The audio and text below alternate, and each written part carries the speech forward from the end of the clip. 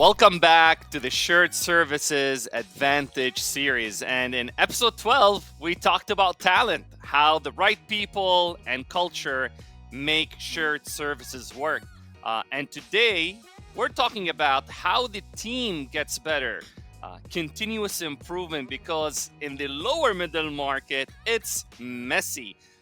Processes are not documented, KPIs are not defined or tracked. Standards, if they exist, are rarely controlled or enforced, and M&A chaos and adds to the whole mess, and it's always a moving target. But it's also a perfect environment for quick wins if you know how to get them. So Gyner and I are excited to welcome back Symeon Gum, Origo's SVP of Transformation, with a background in engineering, heavy, Lean Six Sigma. He's built a lightweight, practical approach we call rapid problem solving, made for the reality of shared services in the lower middle market. So Symeon, welcome back to the show, man. Thanks, Yassin. Good to be back. We're excited to have you join us. And between you and Gyner, I'm going to be taking a lot of notes today from two black belt Lean Six Sigma practitioners. So maybe we should just dive right in, Symeon. Spending the past 12 months really heavy on the administrative side of shared services and working with multiple private equity backed platforms in the trades. Maybe what are the biggest lessons you've learned going from a maybe clean, data-rich environment? I don't know if we can say clean, but at least data-rich environment to the chaos of M&A in the lower middle market. Yeah, I think clean might be stretching it just a little. I know. I caught myself there. There's a lot. There's a lot of data to work with. In different. The right way to say it is somebody who's worked in Fortune 500 companies and in kind of lower to middle markets. Chaos is just different. It exists everywhere. It's just different. Different flavors. Yes. Yeah. And when you talk about the difference between like the Fortune 500, these large organizations, and then the lower middle market where a lot of the portfolio companies are entrepreneurial, right? They're in startup mode. Everybody does everything. There's very, very little overhead. I think the overhead is probably the biggest thing, and Gyner, maybe that was your experience too with Fortune 500. It's like when the companies are big enough, it pays to invest, and you have a full-time, Six Sigma organization. You have black belts. We used to say at Honeywell, black belts fall out of trees, and then there's dozens of green belts, and everybody's like really trained. Every green belt, they invested a full week, like 8-hour days of training, plus a months-long project for every green belt that went through that training. So what lower middle market company can afford that kind of investment? So that was one of the big challenges, is coming into this space, and even working with some of the private equity firms prior to my Origo introduction. How do we take, the objectives are the same, and actually the values are the same. So delivering products, delivering services, providing information, the administrative processing, a vendor invoice, or processing a customer bill, or doing collections. Well, that's honestly the value stream from a lean perspective. The value stream for a large Fortune 500 company is no different than the smaller companies. You got to do the same thing, right? The outcome, the value is the same. Now, how you get there, very, very different. You don't have the larger resources. Everybody tends to be fractionalized. And the biggest difference on that, I think, is that people don't have the clarity of process. So they think in terms, and everybody does this, it's a human thing. What am I doing today? I can process map my activities, a day in the life, right? And follow that through. But when you're doing a day in the life and you're working, you're doing AP 1 minute, and then you switch it over to AR the next minute, then you're doing dispatch, and then you're doing inventory, and then you're working in the warehouse, and then you're shipping materials out to space. That's 5, 6, 7 different value streams that you're dealing with on a daily basis. And they all conflate into one process. Right. Trying to split that up. What are you going to provide? What is shared services going to provide you with? What are you going to work with? We have to clarify those different lines. Now, once you clarify the lines, the other challenge is there's no data, right? It's like they're not recording the tack time. How many times have we had that conversation? The transaction. We're going to time. get into that. We're going to go deeper there. Yeah. So that information is not available. But first and foremost, understanding the different values and spending the time to be able to break those apart so that you're solving the right problem, I think is the biggest need that these smaller companies and that these more entrepreneurial companies need and can benefit from. I love it. And Gyner, being a black belt Lean Six Sigma practitioner yourself, when you acquire a company and then you're now in like post acquisition, you're doing integration, like how often do you see process maturity ready for traditional improvement methods that you've seen in the more Fortune 500 enterprise level organizations? Yeah. So a couple things. One is I'm a retired practitioner. My Lean Six Sigma days the stamp doesn't go away, Gyner. Once and always. It's more up here than it is on paper anymore. What I'd say is like you don't see it, right? What Symeon said is right, and like the way to think about it is all these businesses start at $1, right, of revenue. So you essentially, when you're an owner or a founder, I would say usually you start with you and maybe one other person when you start your business, right? So essentially, one or two people are doing everything in all work streams to start, and then over time maybe it gets a little bigger. But usually what ends up happening is at some point the owner becomes the revenue growth part of the business, and they hand everything else off to someone else, and then it just stays that way. So essentially what they've done is they've replicated themselves in a new person without the sales part of it. So they've kind of taken that away from them. So this whole idea of like, hey, now you've grown to a point where some of those things need to go into their own lanes with roles, responsibilities, the handoffs. Like that's really hard to get the owners there. Like they don't see the chaos there because they're living in it and they're thriving in the chaos. So it's hard for them to like step out of it and say, yeah, that's not the same thing as it was when it started, right? It's something totally different now. And amazing. Yassin, you and I have talked about this with the concept of lift and shift, right? So it's like, okay, so initially some of the thinking, and this happens a lot in the shared services, is, well, we'll take your existing process and we're going to lift it out and we're going to shift it over to another provider.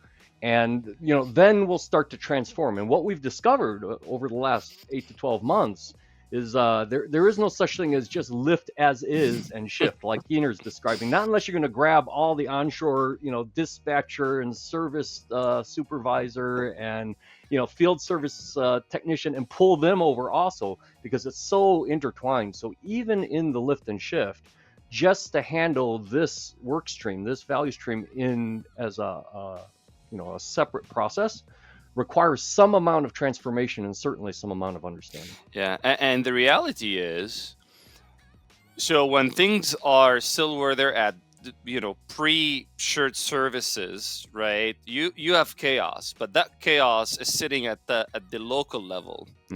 When you transition these processes, say from 10 acquisitions, now all of these 10 different chaos are being transitioned to the shared service center, and you've got one big chaos all together combined. So from many chaos to one big chaos, which makes things, to say the least, a little bit more interesting. So Symeon, Lean Six Sigma is great, like we said, but it can be heavy, right? Lots of data, month of analysis, and process capability, and statistics, and whatnot.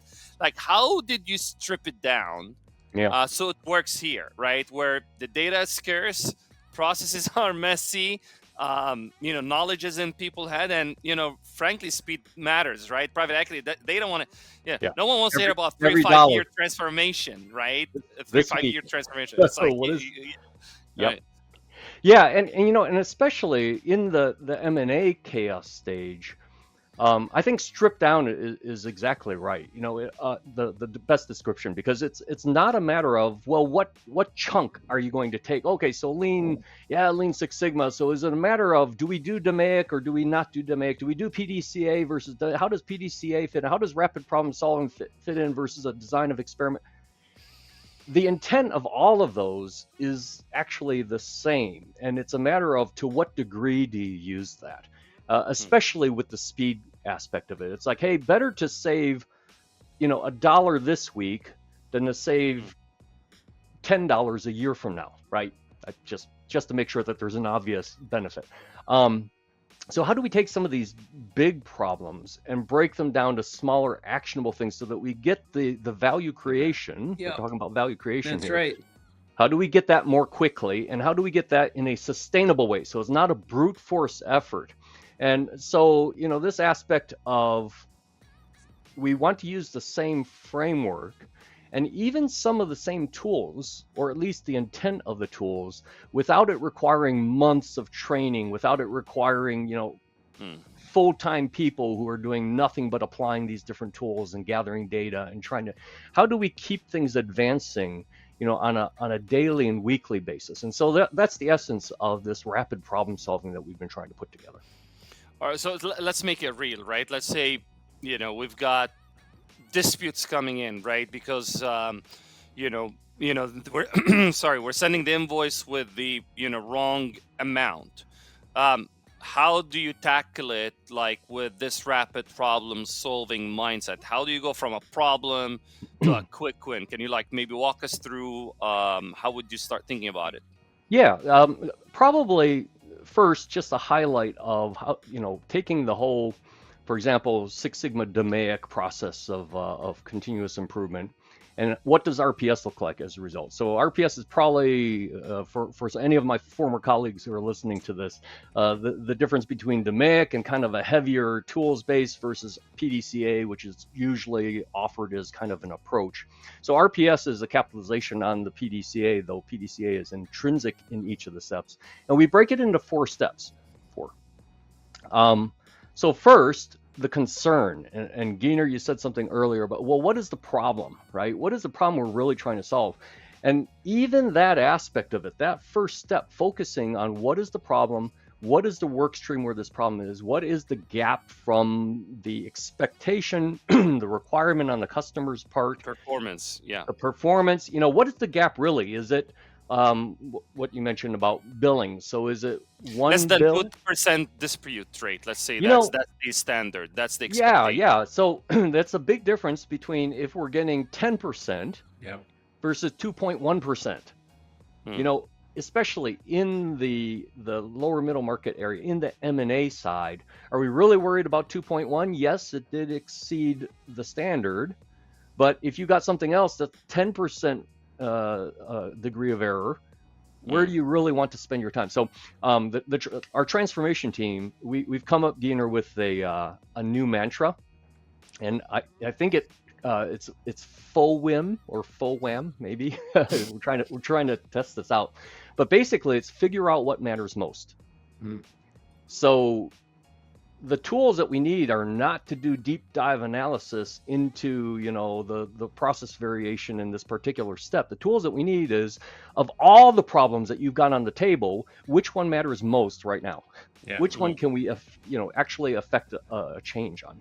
Yeah, so, I also, just a thought on that.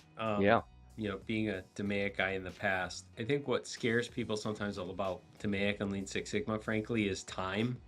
Right? If you boil the ocean, it's like the whole, hey, I'm not going to, yes, we know it'll extract value, but the time it takes to extract value is really hard for people to, in bigger companies, they have kind of the financial wherewithal to be more patient, right? Right? And in smaller companies, you don't. What I'd say on the way you guys are thinking about it is, there is a little bit of you almost have to pick the easiest win to start, right? I love that. Right? So that people understand that, to say, hey, we need to because part of this exercise is also getting the team acclimated to the process. So if you pick the hardest, what was it? FOWIM, yeah. FOWIM. If you pick the hardest FOWIM to start, Exactly. you're going to lose an opportunity to get the team to feel good about the energy you need to Yeah. keep going, Yep. I right? love it. So it's interesting, Gyner, what you meant. You're right. In the larger organizations, there is something that is a big difference. And this is where we really needed a visual that I should have put together in advance, Yassin. But this concept of prioritization, not just on what's the biggest win, like financially or process improve or time wise, it's what is the biggest win given the amount of effort that you have to put into. So there's always like an effort impact matrix. And so we don't want to sacrifice a small win that is very easy to implement for the sake of a big win that requires a multi-month or even year project. Yeah.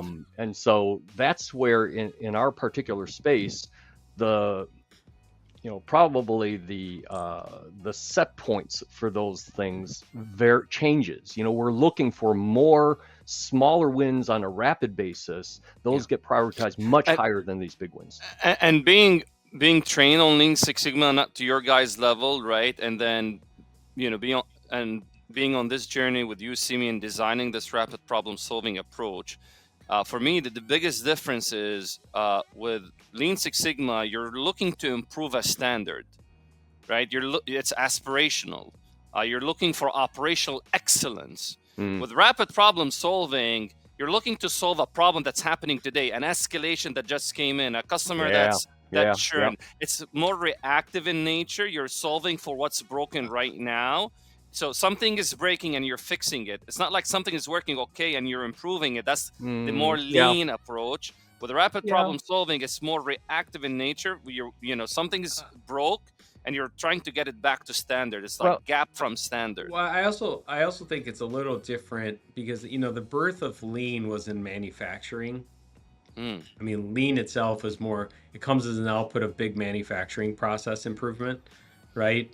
A lot of companies have modified it obviously into other areas, but when you get to kind of company sizes such as like where I'm at today, right, or any of those kind of lower middle market, it's really hard to kind of connect with the DMAIC process because the assumption, the output of that, like even the win of it is smaller than you'd be accustomed to in a bigger DMAIC process, right? One of the first projects I ran in a DMAIC project was, this is a several $1 million savings project, right? Whereas here, that might be the case, but usually is not. It's more, hey, what's the impact to the customer? How do we improve? It might be a couple $100,000. It might be an FTE. It might be something soft, like, hey, we just want to take some of the friction out of the process, right? The firefighting, stop the firefighting. So it's a little bit of apples and oranges too, right? And that's why you have to take a different approach to it. Well, and I come back to Yassin's comment about, okay, how do we strip this down? So you're not going to get the depth of understanding of DMAIC in all the participants, right? But the approach is the same, Gyner. The amount of time that you spend on each of the steps of define, measure, analyze, improve, and control, that varies. It's right? days and weeks versus months and quarters. Yeah, or minutes and hours even, right? And so there's the back. So let me come back to the rapid problem solving and finish out the steps, because I think the big wins that we've gotten out of rapid problem solving that have addressed issues that would be addressed if you went through a full bore Six Sigma, Lean Six Sigma rollout, but getting enough, right? Stripping it down to, hey, we just need to change the tire here and keep the car rolling. We'll worry about the tread depth later. As we go into it, first step is this is the concern. In the lower middle market, in the private equity space, the founder-led space, the concerns are, oh, my people aren't happy, and we're losing revenue, or my customer is. And always, Gyner, when's the last time somebody came with a very clear problem statement to you and said, here's what we need to solve? It instantly turns into this narrative of everything that went wrong in the last week, right? So clarifying the concern is really important. Identifying the gap from, not even standard implies a different word, the gap from where we want to be. Let's just clarify that. Then step number 2 is interesting, and shout out to Lean Enterprise Institute and the Lean Enterprise Academy for their focus on this. Containment versus correction or countermeasure. That has turned into a very important term in our organization, because containment, all too often, people contain an issue. They do a brute force approach to, let's just work overtime, let's knock out, we're going to double check every bill that we process going out the system and make sure that it's correct so that our clients are not impacted, so that we get, and you know what, it works, the quality goes up. And then people leave that in place and they act like we fixed the problem. So containment and this identification of, hey, here is a temporary, typically heavy effort or work that is required to correct the problem, to troubleshoot and change the tire and keep the car rolling. But we can't leave that temporary tire, we can't leave that spare tire on the vehicle for the rest of the vehicle life, right? So when are we going to come back? And so recognizing, and we use some tools to figure out, okay, what are we going to do? And we map it all out, not map it all out. We document it so that everybody who's doing this containment effort knows that it is a temporary measure. And then here's something for us as leaders too. All too often, we put a containment measure on. People are working overtime. People are doing double checks and triple checks on their work. And then we go away and we find another problem. Yeah. And then a year and a half later, these poor Origo. People are burning themselves out, still keeping the, and we're like, what's wrong? Everything's working great. So the containment term is a very powerful one in that it gives the people doing the work the opportunity to come back and say, hey, I thought you said this was containment. When are you going to really fix this problem? And it's been a learning at Origo, frankly. A lot of containment became long-term countermeasures. We talk about standards, right? And that's where waste seeps in. Now you need more FTEs. Why do you need to hire more? Well, we need, we're working overtime. And it's like, well, why are you working overtime? Well, I need to check why are you checking? Well, that's what happened 3 months ago when we, you're still checking. Man, you're still checking. No. Okay. And there's the danger, right? If you don't identify the fact that it is a containment, the danger is you create a standard around the containment, not the countermeasure. Okay, so that's step 2. So containment is recognized as being necessary. But then you get into step 3, which is the really important one, is the root cause analysis. So we introduce 2 very simple tools. We use a fishbone or Ishikawa, and then we use 5 whys. And then not a whole lot of, like in a DMAIC project, Gyner, we would actually take the fishbone and then use a bunch of tools and a causes and effects analysis and, to go through and figure out, okay, of all the contributing factors, which one should you really pick? What we do here is we say, make sure the concern is small enough that's within your area, or that you have clarity around it, and then use your judgment. Take the fishbone, use the fishbone and the different spines and the different types of inputs. Identify the contributing factors and just recognize I need to open up my viewpoint. The danger is I walk into this problem and I have one solution already in mind. Yes. So just open up the mind a little bit more, look at the full context of the problem. And then out of all of that, you get to pick 1 or 2 of the contributing factors to do a 5 why. Whichever you have more evidence of. Well, evidence, whatever that takes. Whatever, voice of customer, voice of the customer, data, whatever you can get your hands on, Sometimes we don't like it, but sometimes it's anecdotal. But if you have a powerful enough story, then so be it. Because we want you to solve this in days, not drag minimum viable facts. Yeah. So here's the difference, right? Is like if you, however, in this course identify that there's a much bigger problem here. You know what? The ERP is insufficient. We need to roll out a new ERP, just to use an extreme example. Obviously, that's not rapid problem solving. Rapid problem solving has highlighted the fact that we have a much bigger issue that needs the full analysis and needs the full power that you can bring with Lean Six Sigma tools and the DMAIC approach. But that is not an RPS. It now goes into our PMO, and now it gets assessed and prioritized. Can I pause on that just for a second, though? Yeah. You have to be careful with that in this market that we all play in, because it's easy for people to point their finger at that being the problem. Right? You picked on ERP. There's going to be others like that. Yeah. Hey, we have this bigger organizational issue, and that's why this exists. I think both have to be true in my experience. It's like that may be true and we'll take that away from this conversation, but it Yeah. doesn't slow the momentum of what we're trying to accomplish here. And that's why step number one is so important, Gyner. What is the concern? The concern is not we need a new ERP, which covers the entire organization and multiple work streams. So what can you impact? The concern has to be small the enough that you can concern- impact, but big yeah. enough it's impactful. Well, yes, and it's problem solving. So, if you define it as a problem and you identify that concern and you can solve it in a matter of minutes, go do that. Right? Yeah. We're not concerned about and part of this too is RPS is rolled out across all of our teams. Eventually, we want to get it down to the agent level, even to some degree. Right now, we're at the team manager level. But everybody is just using this. It's not about creating a whole bunch of projects. It's about using the RPS thinking and Scientific thinking, approach. problem Yeah, solving. taking a little bit more time. Okay, so step number three is identifying the root cause, and then and going through the 5 whys. Step number 4 is then countermeasures, and this is very specific actions with assignments, with time frames and deadlines to actually implement the countermeasures that are going to affect the root cause. Now, this is real important too, because they're all interrelated. It's not that you do one and you move on to the next, just like with the MAIC, Gyner. And so here's where it's representative in this stripped down version. Your countermeasure should affect the concern. So if you were at 2.1% variance, then when I implement the countermeasures, I should see it drop back down to 1.9, right? Something should happen with that. And if it doesn't, then maybe you've got the wrong countermeasures, or maybe you've got the wrong root cause. And because you've been going through it, now here's where the PDCA kicks in, because it's like, okay, you didn't affect an actual change on the concern. Did we identify the right root cause? Did we need to go to a different contributing factor? And then it provides the framework to be able to go back and forth.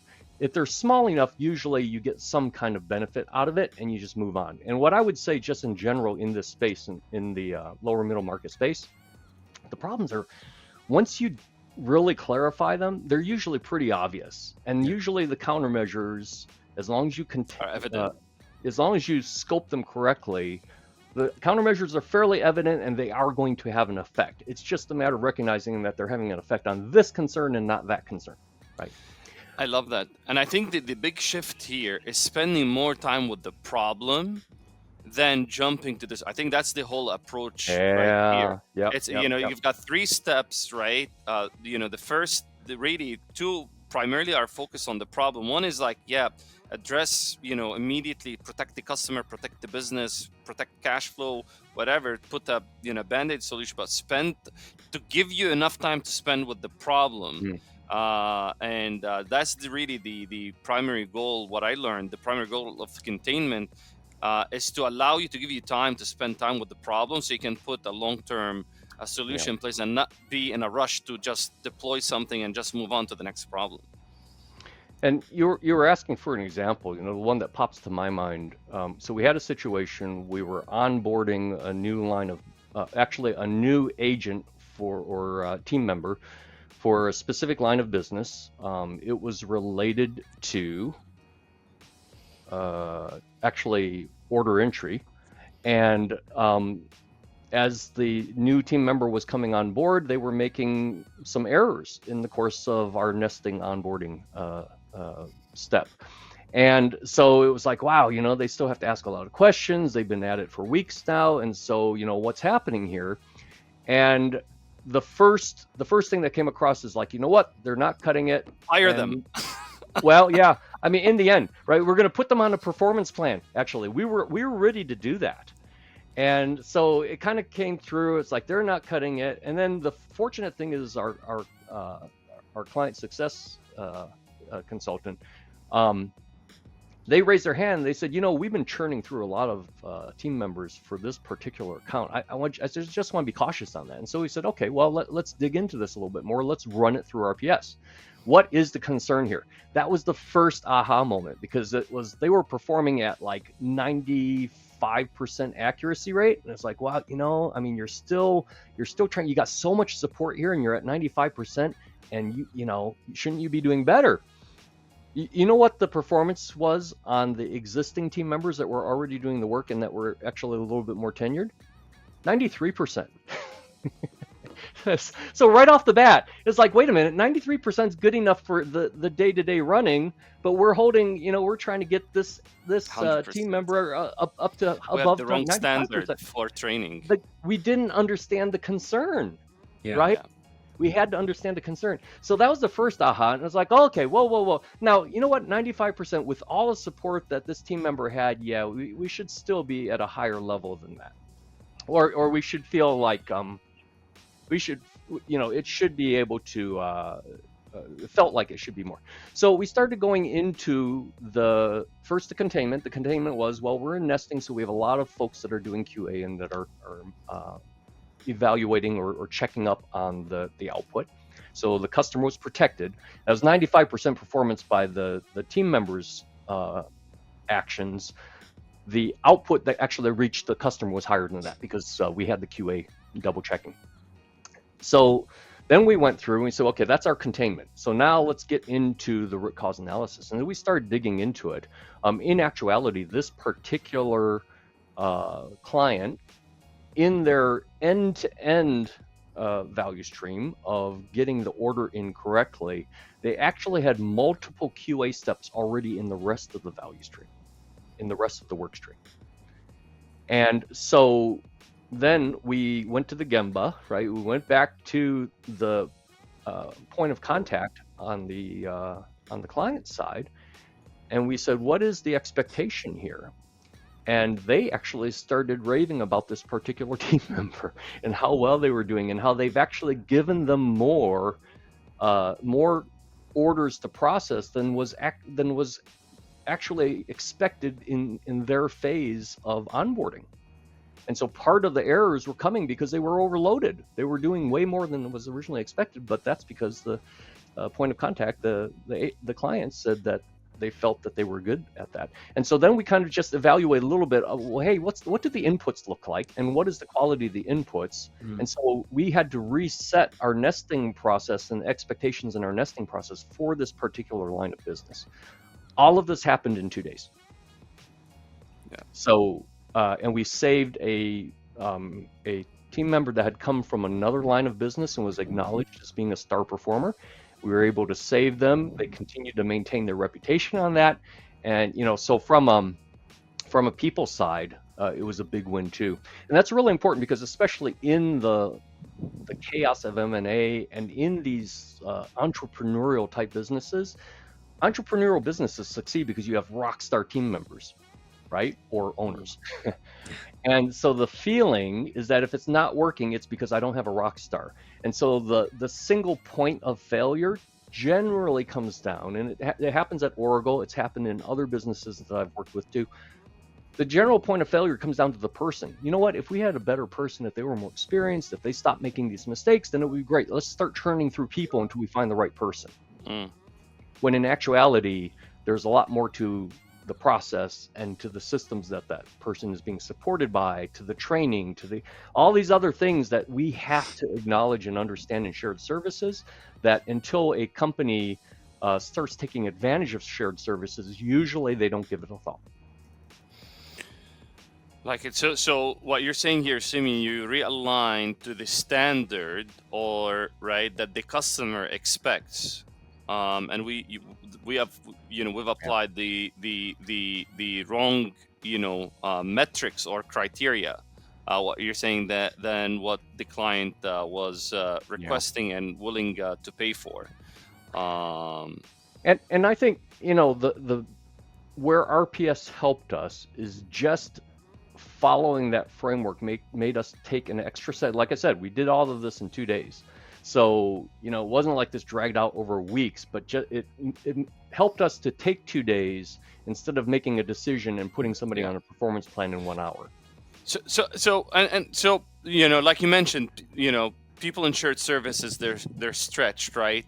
Team, everyone is busy. So how do you make this continuous improvement part of the day-to-day, like without feeling like it's extra work? How do you embed it into the work that these things are happening all the time, Yeah. And whenever they face a problem, it's like, okay, let's go into an RPS and let's start problem solving. Yeah, the other advantage of RPS is the rapid piece of it. And so RPS has given us a foundation upon which we can take these really big problems, right? We've got revenue problems, we've got profit, we've got EBITDA problems, right? That we're trying to solve here. And taking these really great big problems and then breaking them down into their smaller component pieces. So, and part of the challenge is in the fast moving world, and I gravitated to the financial side right off the bat, but let's just say, we're trying to process bills for a client. And so we're having a billing problem. The billing is inaccurate. The CSAT is low. And so we need to look at the billing problem. And so people look at the billing problem. They feel like, okay, we've addressed that's the concern, is billing is not working right. And everyone's okay with that term. Billing is not working right. So we're going to fix it. We're going to fix it by everybody needs to do billing better. And sometimes that's replacing it with people, just do the billing better. That's all I care about. And you know what, from a client standpoint, that's oftentimes, I don't care about all this process and DMAIC and Six Sigma mumbo jumbo. What are you talking about? Just get the billing better. Right. Yeah. If you could do that, that's fine. From the standpoint of actually making the improvement, taking the billing and breaking it down. Okay, is it the input? Is it something to do with the client, the customer data? Is it have something to do with what else? With credit limits? Is it a credit approval? Are they using credit cards? What is it about the billing that is a concern? And breaking it up into these little pieces that are actionable versus trying to solve the billing problem, right? So it's really IDing the little problems and solving them with little improvements. And then getting that 1% every day, collectively, it becomes huge. So RPS has helped us to be able to take these large problems and start to, what's your favorite word lately, Yassin, bifurcate these problems into their separate actionable pieces so that we can really get to the root cause. And once you address a root cause, by the way, the problem goes away. It's not just you have to keep working hard and now that here's our new standard.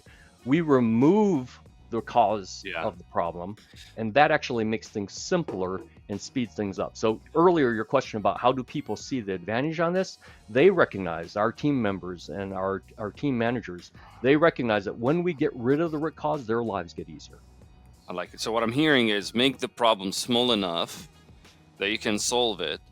And then make the methodology that you train them. It's not like you need to go through weeks of training. It's literally 1 or 2 day worth of training, and then go start solving problems that you're facing right now, not someday. And this is something that you can get through, minutes, hours, days, max, weeks. This is something where, and when you solve these problems, right, you can, stop firefighting. And create more predictable work and more structure. You can be more structured in how you do your work and have a little bit more peace of mind. And Gyner, from your perspective, as a CEO from the executive seat, like how do you make sure that improvement sticks as part of the operating rhythm? It's not like a one-off thing. That this culture, you build that culture of continuous improvement. When you make a change, usually the baseline of the KPI expectation changes, and that becomes a new guardrail for them not regressing, right? So you have to reset the expectation on how you measure standard, it, right? The standard changes. Yeah. The standard changes. So if your billing throughput was 4, and now with all your process improvements the last couple of months, your throughput is at 5. You need to make sure that your new standard is 5, and the team understands it's 5. Yeah. Because if they regress, it'll show up immediately. They went down to 4.2. Okay, what's going on? And let's revisit what we put in place. Or did something new come in which wasn't applicable then, right? But you got to reset the standard. If you don't reset the standard, they're going to regress right back to their own old habits. And I think that's where, right? So it's not just countermeasure, Simeon, right? It's countermeasure and control. You Yeah, gotta put the yeah, control because it's great you fixed it for today for this invoice, but how do you make sure that it sticks? And I think that's where sometimes maybe the rigor, mm, especially if it's an external team that's doing the improvement, it's not the actual process owner, right? Someone else did the improvement, and now they need to pass it on to that process owner to maintain it, and that maintenance doesn't yep. get put in place. So part of the RPS training, we do introduce the concept, which warrants its own training by itself, but we introduce the concept of visual management, right? Even a administrative 5S approach to handling the work and the data around the work. So that aspect of improvement is not just a matter of, okay, here's your root cause, we throw out a new standard and then just hope that everybody applies the standard. That's probably a big difference between containment and countermeasure too. With containment, it's okay, everybody, you're going to work 2 hours of overtime, and we're going to double check all of our work for next week, and just do it. And so we place the burden entirely on the team members to actually do more work. And it's all non-value add work too, right? From the standpoint of rework and over processing. Yeah. Over processing. For all the ones that were correct, it is absolutely over processing waste. And yet you can't pick which one you're going to do it with. So with countermeasures, we really push for the countermeasures to get down to, okay, the root cause was this data was incorrect. So it's not just a matter of, we'll make the data correct, right? But why was the data incorrect? Well, because it's not being saved correctly on the client's server, on the client's system. And so, okay, now we need to work with the client. How do we get that data to get saved correctly on the client's system so that when we get it, offshore, it's correct already. It's correct, and we don't have to guess it. We don't have to double check to make sure it's correct, because it's being entered incorrect. So the new standard is not in what we do. The new standard is in how the data, how the information comes to us in that example. And then absolutely, it needs to be controlled. We need to make sure we go through a certain period of time where you make sure that the fix is sticking. You're confirming the results, yeah. Confirming the results. And that is an important part of RPS as well, is that we do need to confirm the results. I love it. And I think that's the takeaway from this conversation, that continuous improvement in the lower middle market especially is about, being practical, not perfection. Use the data that you have, keep it simple, and just, make next week better than last. So Symeon, thanks for, showing us, how rapid problem solving turns, at least gets us on the path of turning this, M&A chaos into quick wins. And Gyner, always grateful for grounding it in what, operators actually need from a day-to-day perspective and how it translates on the ground. So in our next episode, we're going to talk about change management. How do you win over the hearts and minds of people who may be resisting this whole transition to, shared services or offshoring? Because that's a big topic. Gyner, in our conversations, I once asked Gyner, like, what can I help? What can I, what value add can I bring to the table? And I still remember, it's like, help with change management. If you can figure out this change management, man, you'll make everything a lot easier. So in the next episode, that's exactly what we're going to tackle. How do you overcome this resistance that comes from change? And we'll address, how to address the fears, build trust, and create buy-in so change actually sticks. So until our next episode, be well. And gentlemen, thank you again for your wisdom and insights today. Thanks, guys. Thank you, guys.